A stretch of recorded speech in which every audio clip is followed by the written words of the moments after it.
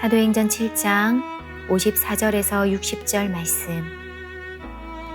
그들이 이 말을 듣고 마음에 찔려 그를 향하여 이를 갈거늘 스데반이 성령 충만하여 하늘을 우러러 주목하여 하나님의 영광과 및 예수께서 하나님 우편에 서신 것을 보고 말하되 보라 하늘이 열리고 인자가 하나님 우편에 서신 것을 보노라 한데 그들이 큰 소리를 지르며 귀를 막고 일제히 그에게 달려들어 성 밖으로 내치고 돌로 칠세 증인들이 옷을 벗어 사울이라 하는 청년의 발 앞에 두니라. 그들이 돌로 스데반을 치니 스데반이 부르짖어 이르되 주 예수여 내 영혼을 받으시옵소서 하고 무릎을 꿇고 크게 불러 이르되 주여 이 죄를 그들에게 돌리지 마옵소서 이 말을 하고 자니라. 아멘. 오늘은 교회력으로 성령 강림 주일입니다. 이 성령 강림 주일은 기독교와 그리고 교회 설립에 바로 기초를 놓는 하나의 아주 중요한 사건입니다. 기독교 신앙에 있어서 성도의 삶에 커다란 영향력을 끼치는 요소들이 참 무수히 많이 있습니다. 그 가운데에서도 우리들은 이 성령을 빼놓고서 얘기할 수가 없습니다. 성령 충만이라고 하는 것은 우리들의 신앙생활에 있어서 이것은 하나의 선택이 아니라 이거는 필수인 것입니다. 우리가 성령 충만에 성령의 지배를 받는 삶을 살아가게 될 때 이 땅에서 성도다운 삶을 살아갈 수 있기 때문에 그렇습니다. 자, 오늘 본문에 보면은 성령 충만의 대표적인 한 사람을 볼 수가 있는데 바로 스데반 집사님입니다. 그는 비록 짧은 인생을 살았습니다마는 너무나도 아름답고 너무나도 부럽고 너무나도 존경스러운 그런 신앙의 선배가 아닐 수가 없습니다. 스데반 집사님을 통해서 볼 수 있는 것은 이 성령 충만한 자의 그 속성과 그 상태가 어떠한가 그것을 대표적으로 말해주고 있습니다. 그래서 오늘은 성령 강림주의를 맞이하면서 우리가 성령 따라 사는 자와 또한 그렇지 못한 자를 비교하면서 오늘 우리는 내 자신을 한번 성찰해 보았으면 합니다. 자, 첫 번째 우리들이 생각을 해보고자 하는 것은 성령 충만한 자의 삶은 그러면 무엇인가? 자, 55절을 한번 보세요. 55절에 보니까 스데반이 성령 충만하여 그랬습니다. 여러분 사도행전에 보면은요 스데반 얘기가 몇 번 나오는데 그 스데반 앞에는 항상 그냥 스데반 집사 그렇게 말하지 않아요. 성령이 충만한 스데반, 성령이 충만한 스데반, 그 성경 구절이 굉장히 많이 나와요. 그러니까 스데반 그러면은 성령이 충만한 사람, 우리들이 그렇게 얘기를 합니다. 자, 먼저 성령 충만함에 대해서 오늘 우리들이 한번 생각을 해보고자 합니다. 우리들이 성령 충만함 그러면은 그저 막연하게 어떤 현상적인 것 아니면은 무아지경에 빠지는 것, 그 성령 충만함으로 우리들이 때로는 오해할 때가 많습니다. 성령 충만하면 다른 사람의 마음을 전부 다 읽을 수 있는 어떤 투시의 어떤 은사가 있다 이런 생각을 하고 그리고 또 사람들에게 손을 탁 내밀게 되면은요 이 초능력적인 힘이 나타나서 좌로하면 좌로 넘어지고 우로하면 우로 넘어지고 말이에요. 어떤 사람은요 감기만 들려도요 이 귀신이 들렸다고 그럽니다. 그런가 하면 어떤 사람은요 방언을 해야만이 그는 성령 충만한 거야 그렇게 이야기를 하는 것도 들어봅니다. 그들의 근거는요 그 오순절 다락방에 성령이 임할 때 저희들이 하나같이 방언을 했거든요. 그게 바로 성령 충만이라는 결과라는 겁니다. 그래서 방언하지 못하면 그건 성령 충만하지 못해 그렇게 얘기들을 합니다. 그러면 그런 것들이 성령 충만일까요? 예, 저들이 주장하는 대로 그런 것들이 성령 충만함의 한 현상들입니다. 그러나 그것이 곧 있어야만이 성령 충만하다라는 것은 잘못된 신학입니다. 우리 예수님께서도 말씀하시기를 성령이 너희에게 임하시면 사도행전 1장 8절에 보면은 너희가 뭐를 받는다? 권능을 받는다. 디나미스, 파워란 말입니다. 힘이란 말이에요. 능력이란 말입니다. 그러니까 성령 충만이라고 하는 것은 바로 능력이에요. 바로 힘이다 이 말입니다. 성령의 능력에 내가 온전히 사로잡히게 되면 그 능력에 의해서 내 자신을 이기고 죽음을 이기고 나를 대적하는 자를 이기고 세상을 이기고 나약함을 이기고 삶의 문제도 이기고 죽음도 이기고 아멘 할 때까지요. 푸른 슬픔도 이기고 단식도 이기고 내 힘이 아니에요. 내 힘이. 나는 칠 수밖에 없어. 나는 연약해. 나는 쓰러질 수밖에 없어. 무너질 수밖에 없어. 그런데 그분의 능력으로 이긴다는 거예요. 이게 충만함이라는 거예요. 디나미스. 이게 충만함이라는 거예요. 이거를 오늘 우리들은 승리의 삶을 살아간다는 거예요. 여러분, 오늘 우리들이 세상 나가 살면서 죄악의 돌불에 걸려 넘어지게 되고 내가 성령 따라 살아야 되는데 내가 죄악을 따라 살고 그리고 내 마음속에 우리 주 성령보다는 오히려 어떻게 해요? 사탄 기뻐하는 대로 살아갈 때가 많이 됩니다. 힘이 없기 때문에 그래요. 능력이 없기 때문에 그런 거예요. 이기고 성령의 은혜로 믿음을 얻어서 오늘 우리는 구원에 이릅니다. 성령의 은사로 능력을 얻어서 우리는 나와 세상을 이깁니다. 이런 충만함 우리 한번 보실까요? 오늘 스데반이 이 순교하는 장면에서 우리는 이 충만함의 뜻이 무엇인가를 만족하게 읽을 수 있습니다. 성령 충만이라고 하는 것은 이미 성령 받은 사람들에게 성령의 지배력이 확대되는 것, 이것을 성령 충만으로 여러분들이 이해를 합니다. 그러니까는 여러분이 성령 세례하고 성령 충만을 오늘 우리들이 혼돈할 때가 많이 있는데, 여러분 성령 세례하고 성령 충만 본질은 같습니다. 그러나 의미적으로는 달라요. 예수 그리스도로 말미암아 성령 세례를 받은 사람이 성령 충만할 수가 있는 겁니다. 성령 세례하고 성령 충만을 오늘 우리는 혼돈해서는 되지를 않습니다. 성령 세례는 우리의 의지로 받는 게 아닙니다. 이건 전적인 하나님의 은혜로 받는 겁니다. 성령 세례는 이례적이에요. 마치 어머니 뱃속에서 한 번 태어나는 것으로 족한 것처럼 성령 세례는 이례적이지만은 충만함은 계속적이라는 거예요. 내가 이전에 성령 충만했다. 오늘 내가 그래서 성령 충만 아니에요.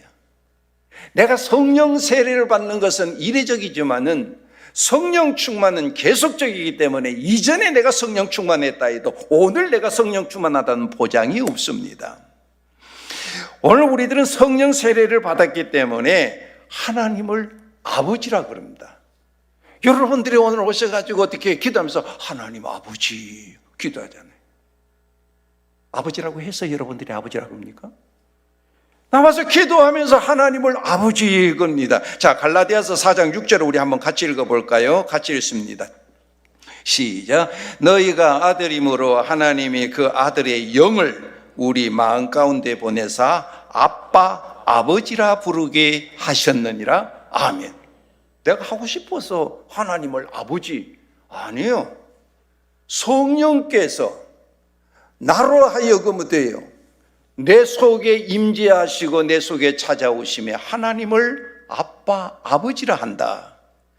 더 나아가서 우리 고린도전서 12장 3절에 있는 말씀을 같이 읽어보겠습니다. 다 같이 읽습니다. 시작. 성령으로 아니하고는 누구든지 예수를 주시라 할 수 없느니라. 아멘. 믿습니까? 믿으셔야 합니다. 내가 하고 싶어 하는 게 아니에요.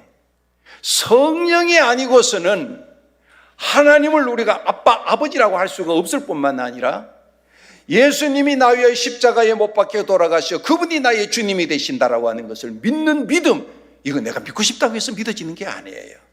성령께서 내 마음에 찾아오시면 내가 믿기 싫다 해도 오늘 우리는 믿을 수밖에 없다는 이야기입니다. 예수 그리스도께서 나를 위해 십자가에 돌아가시고 보라신 구세주를 믿으면 이미 우리는 다 성령 세례를 받았습니다.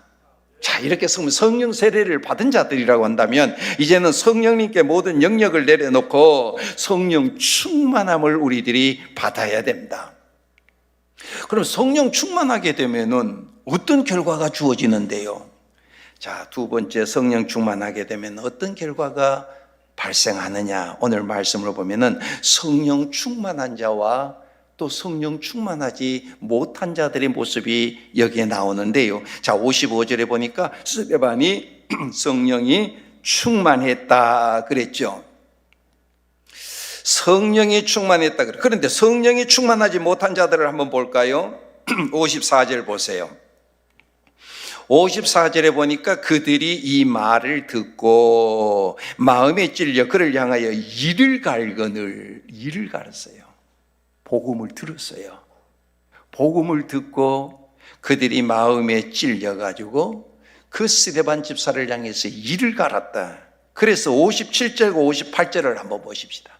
57절과 58절에 보면은 그들이 큰 소리를 지르며 귀를 막고 일제히 그에게 달려들어 성 밖으로 내치고 돌로 칠세 그랬습니다. 그럼 더 나가서 59절도 한번 볼까요? 그들이 돌로 스데반을 치니 그랬습니다. 스데반 집사가 복음을 전할 때에 그들이 그 소리를 듣고 이를 갈았다 그랬습니다. 귀를 막고 어떻게 그에게 성 밖으로 내쳐서 돌로 쳐 죽이는 모습을 볼 수가 있습니다. 아니, 그러면은 스데반 집사가 전하는 그 복음의 증거 내용이 뭐이길래, 그 전한 복음의 내용이 무엇이길래 그 험악한 분위기가 되어서 스데반 집사를 돌로 쳐 죽였다는 말이냐? 여러분, 사도행전 7장은요 스데반 집사의 설교 내용입니다. 집에 가셔서 여러분 1절부터 쭉 한번 길어요. 60절까지죠. 오늘 말씀 우리가 끝부분만 읽었는데 사도행 이 7장 스데반 집사의 설교 내용, 그 설교 내용이 이래요. 1절에서부터 쭉 보면은요, 그는 설교를 하기를 아브라함에서부터 시작해서 이삭, 야곱, 요셉, 그 다음에 모세, 여호수아, 다윗, 솔로몬, 이 성전 건축에 이르기까지 시대에 하나님께서 이스라엘의 그 성민이죠. 이스라엘 민족에게 어떻게 하나님이 개입을 하셨고 어떻게 하나님이 역사했는가를 쭉 설교를 해요. 그 다음에 그 뒤를 이어서 보게 되면은요, 그렇게 하나님께서 저희들에게 함께 하시고 때를 따라 도와주시고 했는데 저희들이 하나님을 멀리했어요. 그리고 우상을 섬겼어요. 그래서 그 조상들의 그 잘못됨을 지적을 하는 거예요. 그 조상들이 그 잘못됐다, 어리석었다, 잘못된 것을 이야기한다면서 마치 여러분들처럼 우리 하나님께서 독생자 예수님을 보내셔서 바로 그 예수님을 통해서 모든 이들이 다 구원받기를 원했지만 결국에는 뭐예요? 너희들이 불의와 공모해서 그 예수를 죽였다. 있는 그대로 이야기했잖아요. 스데반 집사가 거짓말했습니까? 있는 그 사실, 성경에 있는 거를 그 사도행전 7장의 내용입니다. 있는 그대로를 증언했습니다. 스데반 집사의 이 직설적인 이 말씀, 저희들 기분이 별로 좋지는 않았겠죠. 그 당시에 이 사내들인 공회원이나 대제사장들의 이 권력의 힘이라고 하는 것은 막강했습니다. 그 권력 앞에, 그 사내들인 공회원이라면 요즘 말하면 국회 정도 되죠. 국회의원들이란 말이에요. 그들을 지금 대상으로 해서 그 잘못됨을 지적할. 그러니까 스데반 집사가 말씀을 마치니까 저들이 일제히 스데반을 향해서 이를 갈았다. 이를 부득부득 이를 그냥 화를 냈다 이 말입니다. 그래서 저들이 일제히 달려들어서 어떻게 해요? 성 밖으로 내쳤어요. 성 안에서 죽이지 아니하고 성 밖에 내쳐서 돌로 쳐 죽이는 모습을 보게 됩니다. 스데반이 뭐 잘못했어요? 빛을 빛이라고 이야기한 것밖에 더 있습니까?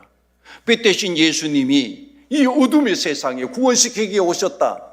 그 빛을 빛이라고 이야기한 것밖에 없는데 저희들이 어디게 해요? 돌로 쳐 죽이는 모습을 보게 됩니다. 스데반의 복음 증언 다 듣고 난 관원과 대제사장이 스데반의 진리 선포의 54절 말씀을 보세요. 맨 위에 보면은요, 그들이 누구예요? 바로 그들이 사내들인 공회원들, 제사장들이, 바리새인들이, 서기관들이 그 말을 듣고 어떻게 마음에 찔렸다 그렇게 기록을 하고 있습니다.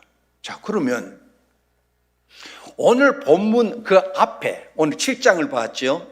그래서 사도행전 2장에 볼 것 같으면 37절 이하에 볼 것 같으면은 베드로의 설교가 나와요. 근데 베드로의 설교가 있잖아요. 보면은요, 똑같은 설교예요. 베드로 사도가요, 저들을 향하여 하나님께서는 너희들이 죽인 바로 그 예수 그리스도에게 힘과 능력을 주셔서 십자가에 돌아가게 하시고 부활케 하셨다. 그래, 베드로가 그 설교했을 때 저들 잡아 죽였습니까? 아니에요. 한번 볼까요? 2장 37절 말씀을 한번 같이 읽어보겠습니다. 2장 37절 같이 읽습니다. 시작. 그들이 이 말을 듣고 마음에 찔려 베드로와 다른 사도들에게 물어 이르되 형제들아 우리가 어찌할꼬 하거늘. 자, 베드로 사도가 똑같은 말을 했는데 저들이 마음이 찔렸고 스데반 집사가 말씀을 전할 때 저들도 마음이 찔려서 똑같았어요. 나타나는 현상은 전혀 달랐습니다. 저희들은 자신의 죄를 지적하고 회개를 촉구하는 베드로나 스데반 집사의 말씀은 같았는데 이 베드로의 말씀을 들은 그 군중들은요, 마음의 찔림을 받아서 우리가 어찌할꼬 그때 베드로와 사도가 뭐래? 회개해서 하나님 앞에 죄 사함 받으라, 세례 받으라. 그렇게 해서 저희들이 회개함으로 다시 구원을 받는. 그래서 성경에 사도행전 2장에 보면은 회개하고 돌아와서 구원을 얻은 자들이 3,000명이 되었더라는 성경 구절이 나오죠. 그들의 모습은요, 참 이렇게 주님 앞에 돌아오는 모습이 있는 반면에 오늘 스데반 집사가 말씀을 전했을 때에는요, 증오의 불길이 막 치솟았어요. 더 이상 들을 수가 없었어요. 그래서 귀를 막고요, 저희들이 마음이 찔렸을 때에요, 회개를커녕 이를 갈았다 그랬습니다. 이를 갈았다 그랬어요. 그들의 모습은 마치 사나운 짐승이요, 강한 적을 만나게 되면은 날카로운 이빨을 드러내면서 으르릉 거리잖아요. 그잖아요. 마치 그런 모습이었다는 거예요. 오늘 본문에 나오는 이들의 이 으르릉거리는 반응과 오늘 본문 앞에 있는 2장 37절 이하의 사람들을 한번 비교해요. 여러분들이 대조표를 한번 보면 한눈에 여러분들이 쉽게 이해가 될 거예요. 쭉 나열하는 것보다는 일목요연하게 한 대조표를 여러분들이 한번 작성한 것을 보세요. 자, 여러분들이 보면은 왼쪽에 보면은요, 이 스데반 집사가 복음을 선포했습니다. 듣고 마음에 저희들이 찔렸어요. 마음에 찔렸는데 뭐요? 이를 갈았어요. 길을 막았어요. 맨 밑에 보세요. 돌로 쳐 죽여버렸어요. 그런데 오른쪽에 보게 되면은 베드로 사도가 똑같이 복음을 전했어요. 듣고 마음에 찔렸어요. 마음에 찔린 거 똑같죠? 마음이 듣고 찔렸는데 그 나타나는 반응, 그 행동을 보세요. 앞에는 듣고 저희들이 이를 갈았어요. 부드득 이를 갈아. 귀를 막고 내쳐버렸어요. 돌로 쳐 죽여버렸어요. 그런데 오른쪽에 보면은요, 우리가 어찌할꼬? 회개해. 그래서 회개하면 사는 거예요. 회개하면 구원을 얻는다는 게 바로 이런 거예요. 마음에 찔려 어찌할꼬? 그러니까 회개하라. 그리고 죄사함을 받으라. 구원함을 받았습니다. 여러분, 베드로 사도나 스데반 집사가 개진한 복음 둘 다 그들에게 구원의 기회, 삶을 돌이킬 수 있는 기회가 주어진 측면에서 같습니다. 복음이 전파된 것 측면에서는 똑같습니다. 찔림도 저희들이 같았습니다. 그러나 결과는 판이하게 달랐습니다. 똑같은 말씀을 듣고서 한쪽은 찔려서 회개하고 구원받아서 공동체 가운데 구원의 기쁨을 마음껏 누렸습니다. 그런가 하면 한쪽 사람들은 예수님을 못 박았던 것처럼, 아니 그것보다도 더 즉각적이고 불법을 동원해서 스데반을 죽여버리고 말았습니다. 여러분, 이들의 모습을 보십시오. 큰 소리 지르면서 더 이상 듣지 않겠다, 귀를 막아버리고 말았습니다. 그리고 일심으로 달려들어서 돌로 쳐주기로 말했습니다. 모인 모든 무리가 성령 충만한 것이 아니라 악에 충만했습니다. 사탄에게 온전히 사로잡혔습니다. 그래서 진리의 말씀을 죽여버리고 기회를 사장시켜버리고 말았습니다. 여러분, 우리는 여기서 악의 심리학을 보셔야 됩니다.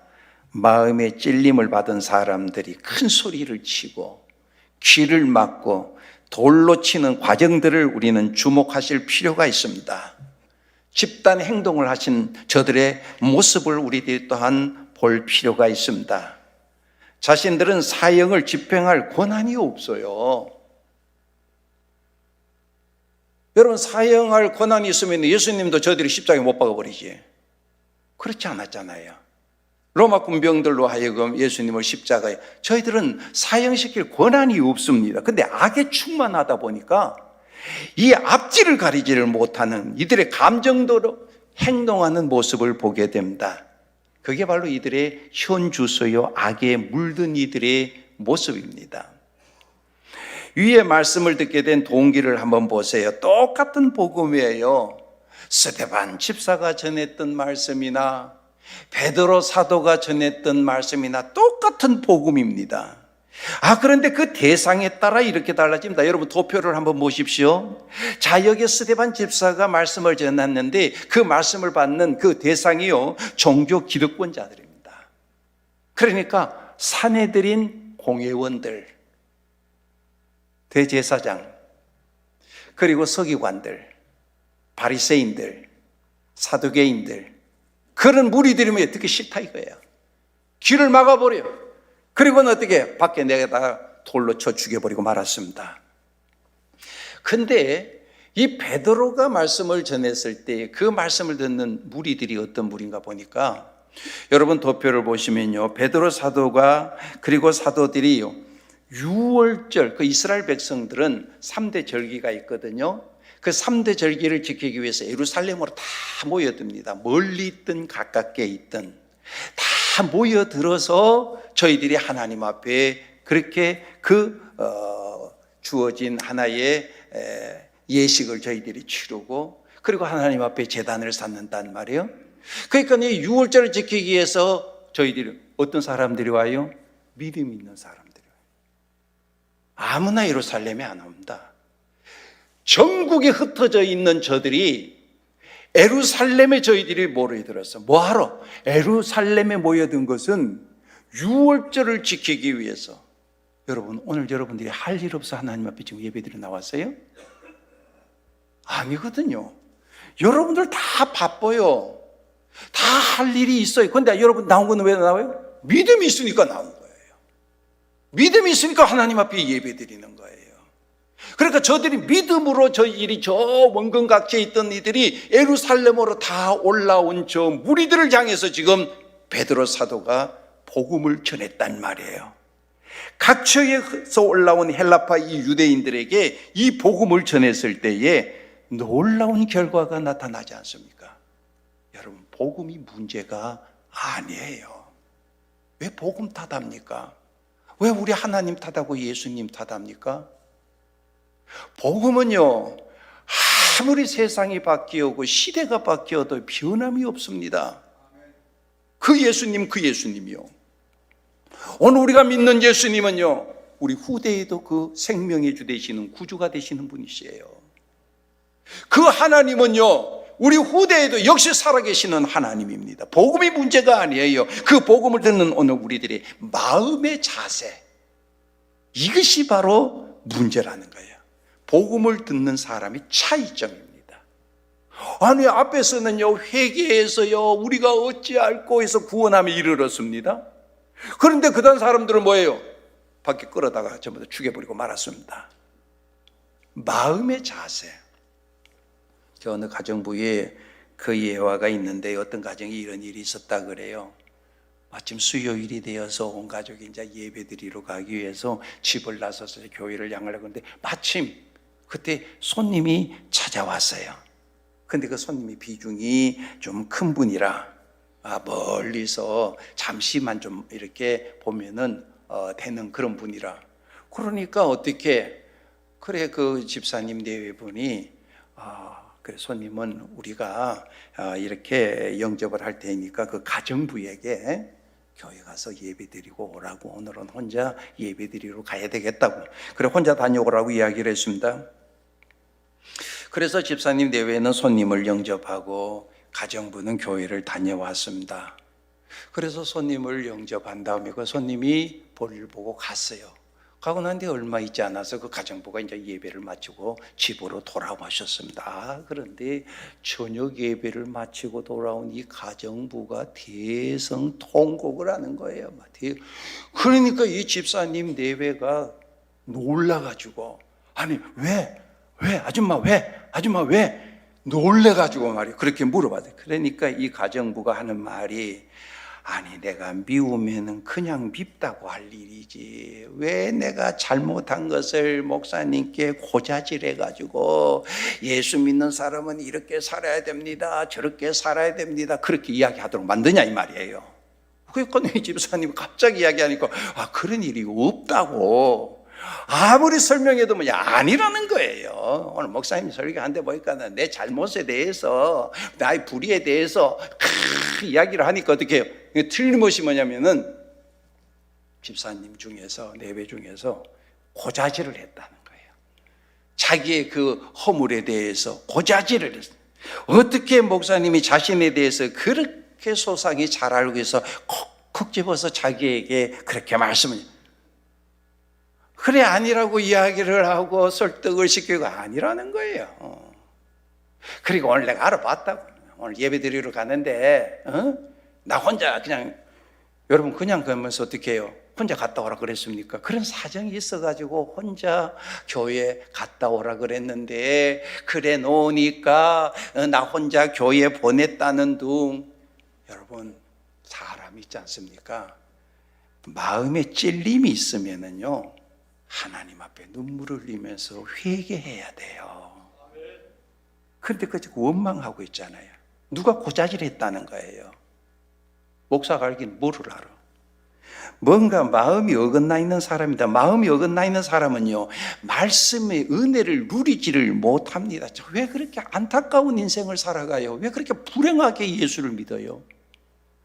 오늘 우리는 예수를 믿으면서 행복해야 되고 예수 믿으면서 기뻐하는 삶이 되어야 되는데 불행하게 예수를 믿는 사람들이 있어요. 스데반 집사의 이야기를 들었던 이 바리새인들 문제 뭐예요? 마음에 찔림이 받았잖아. 근데 마음에 찔림을 받아서 우리가 어찌 알고 회개해라, 죄 사함을 받아라, 죄 사함을 받고 구원함을 받은 저들이 있는가 하면은 이를 갈고 어떻게 해요? 죽여버리는 무리들이 있다 이 말입니다. 처음부터 말씀을 들을 생각이 없었기 때문에 그렇겠죠. 여러분 이건 저만 겪는 게 아니고 목사들 이야기를 들어보면 참 기가 참 에피소드들이 많이 있습니다. 저도 여러분 그런 경우가 이 교회에 와서 2번 있었는데 지금 다 이사를 가셨으니까 제가 마음 놓고 이야기를 할 수가 있어요. 한 번은요 집사님을 이전에 이 교회당 짓기 전에 이전에 붉은 벽돌이 있을 때에 1층에 아이고 집사님 만에 얼마나 반가워, 아이고 집사님 반갑다고. 그래 그 상황 근황을 제가 이름 부르니까 정색을 하고 저한테 그런 얘기를 해요.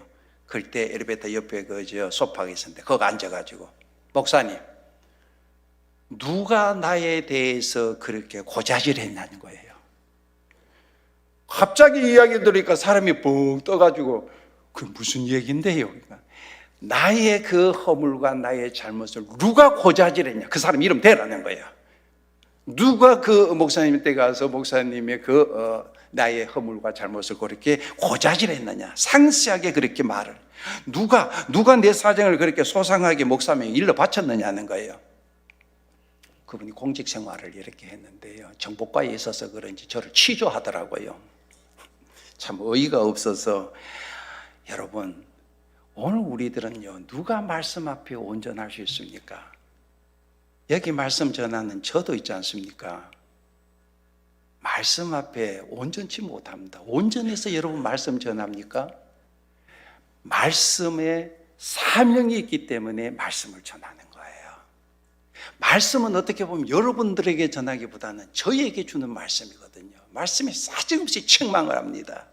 말씀 앞에 우리 회개하도록 만듭니다. 말씀 앞에 내 자신의 허물을 다 보여주십니다.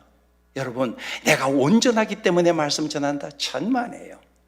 이 세상에 사는 사람은 그 누구든지 간에 온전하신 주님의 말씀에 온전한 사람이 아무도 없습니다. 말을 해도 통하지가 않는데 더 이상 이야기를 이해시키려다 그만두었어요. 그런 사람에게는 말해도 이해가 안 돼. 그냥 패싱해버리고 말았어요. 그 사람한테 한다고 해서 될 리도 없고요. 또 어떤 것도 그런 일도 있었어요. 누가 목사님에 대해서, 목사님에게 나의 비리에 대해서, 내 사정에 대해서 그렇게 일러 바쳤느냐는 거예요. 저는요, 그 사람이 그런 치부가 있는지 몰랐어. 자기가 다 이야기하니까, 그런 비리가 있었구나. 그런 비리, 그냥 몰랐던 사실은 이제 자기가 이야기하니까 이제 저는 알게 되는 거죠. 그 사람의 사정에 대해서 몰랐어요. 말해도요, 이 사람하고는 말이 되지가 않는 거예요. 이거는요, 목회를 하는 저만이 아니라, 목사 말씀 전하는 이들을 이야기를 들어보면은 한두 번이 아니에요. 여러분, 다시 말씀드립니다. 여러분, 말씀 앞에 온전한 사람은 아무도 없습니다. 저나 여러분들이나 다 말씀 앞에 허물이 있고 잘못이 있고 책망을 듣는 말씀, 거기에 우리들이 회개. 하나님, 말씀의 거울 앞에 제 자신을 보여주시니 감사합니다. 허물을 우리가 보는 거죠. 말을 해도 그럼 어떻게 하나님 기도할 밖에 성령님이 그의 마음을 주장하셔야지 제가 이해시킨다고 되는 것도 아니고, 여러분, 오늘 우리들은요, 그런 일이 있을 때 하나님의 말씀 앞에 우리는 진지한 내 자신의 성찰이 필요한 거예요. 이게 중요한 것이지, 복음은 똑같습니다.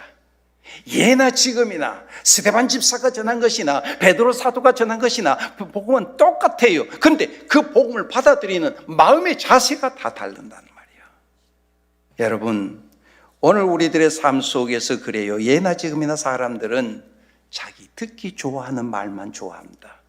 그래서 여러분들에게 누누이 말씀드렸잖아요. 듣고 싶은 말만 듣지 말라고. 들어야 될 말을 들을 수 있는 믿음의 사람이 되어야 된다고 말입니다. 은혜는 말씀이 내 마음을 기르는 거예요. 말씀의 방망이가 나를 마구 치는 거예요. 사정없이 내리치는 거예요. 말씀 앞에 내 자신의 잘못함을 성찰하는 거예요. 이럴 때 사람들은 반응하는 모습들이 달라요. 보세요. 은혜 충만, 성령의 이끌림을 받는 사람들은 어찌할꼬, 우리가 어찌할꼬 하면서 자기를 성찰합니다. 이게 믿음의 사람이에요. 근데 악에 충만한 사람은요, 어떻게 하면 죽일꼬, 자기 감정을 못 이기고요, 울그락불그락 하면서 씩씩거립니다. 손에 돌을 들고 있습니다. 여러분, 혹시 내 손에 돌을 들고 있지는 않습니까? 손에 돌을 내려놓으세요. 가늠하다 현장에서 붙잡혀온 여인을 향하여 모두 돌을 들어 치려고 할 때에 우리 주님, 죄 없는 자가 돌로 치라 라고 하는 주님의 말씀에 저들의 든 모든 돌을 내려놓고 흩어졌다 그랬습니다.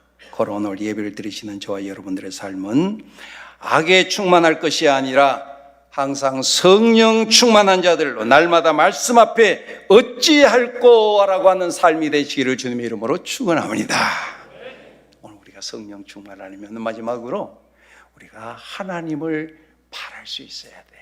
하나님을 바라는 오늘 우리들의 삶이 성령 충만한. 자, 55절에서 56절 우리 한번 같이 읽어볼까요? 55절에서 56절 같이 읽습니다. 시작. 스데반이 성령 충만하여 하늘을 우러러 주목하여 하나님의 영광과 및 예수께서 하나님 우편에 서신 것을 보고 말하되, 보라, 하늘이 열리고 인자가 하나님 우편에 서신 것을 보노라 한데. 자, 여기 보니까 주목했다라는 단어가 나오죠. 집중적으로 주목하여 하늘을 우러러 볼 때 하늘이 열렸다 그랬습니다. 하늘이 열 뿐만 아니라 나를 위해서 십자가를 지신 예수 그리스도를 보았습니다. 아니, 스데반 집사를 맞이하기 위해서 우리 주님 친히 그 자리에서 벌떡 일어나셨습니다. 언제 주님 당신이 우리에게 보여주셨습니까? 하늘을 우러러 볼 때, 집중적으로 하늘을 우러러 볼 때에 주님을 만나게 되고 주님을 보게 되었습니다. 그래서 탈무드에 보면 그런 말이 있죠. 앞이 막히고 뒤가 막히고 옆이 막힐 때 그래 위를 보라 그랬습니다. 여러분, 언제든지 어디서든지 어떤 사건, 어떠한 상황 속에든지 먼저 하늘을 우러러 보십시오. 하늘을 우러러 보는 자가 성령 충만한 사람의 기본 자세입니다. 자, 우리 다 같이 골로새서 3장 1절과 2절에 있는 말씀을 한번 같이 읽어볼까요? 골로새서 3장 1절과 2절 같이 읽습니다. 시작. 너희가 그리스도와 함께 다시 살리심을 받았으면 위의 것을 찾으라. 거기는 그리스도께서 하나님 우편에 앉아 계시느니라. 위의 것을 생각하고 땅의 것을 생각하지 말라. 아멘. 먼저 눈을 들어 하늘을 우러러보고 하나님의 세계를 보고 하나님의 뜻을 생각하십시오. 그것이 성령 충만한 사람들의 기본 자세입니다. 오늘 여기 스데반 집사를 한번 보십시오. 그리할 때 하늘이 열리는 것을 보았지 않습니까? 예수님을 보게 되었습니다. 여러분, 성령의 역사는 오늘 우리들로 하여금 하나님의 자녀됨을 증거합니다. 내가 주님을 통하여 거듭남으로 하나님의 자녀가 되었다라고 하는 이 확신, 이런 믿음이 오늘 우리에게 주어집니다. 그리고 그 성령님은 이제 나로 거룩한 주님의 자녀들로 살아가도록 힘과 은혜와 능력을 저에게 더하여 주시는 것입니다. 그래서 거룩한 백성으로 살아가는 힘과 능력을 얻어서 나를 이기고 어둠을 이기고 죄악을 이기고 이기게 하는 삶을 살아가게 하십니다. 그 힘과 능력으로 여기 스데반 집사처럼 담대히 주의 복음을 전하는 전도자의 삶을 살아가기도 하십니다. 나를 넘어뜨리려고 하는 그 어떤 사탄의 올무와 유혹에도 흔들리지 아니하고 삶의 어떤 문제 앞에서도 승리하는 삶을 살아가는 모습을 보게 됩니다. 그러므로 사랑하는 성도 여러분, 오늘 성령 강림 주일을 맞이하여 예배 드리시는 여러분 모두들은 하나님의 뜻을 이루며 살아가는 자들이 되기를 위해서 더욱 성령님을 사모하시고 갈망할 수 있는 참 믿음의 사람들이 다 될 수 있기를 주님의 이름으로 축복합니다.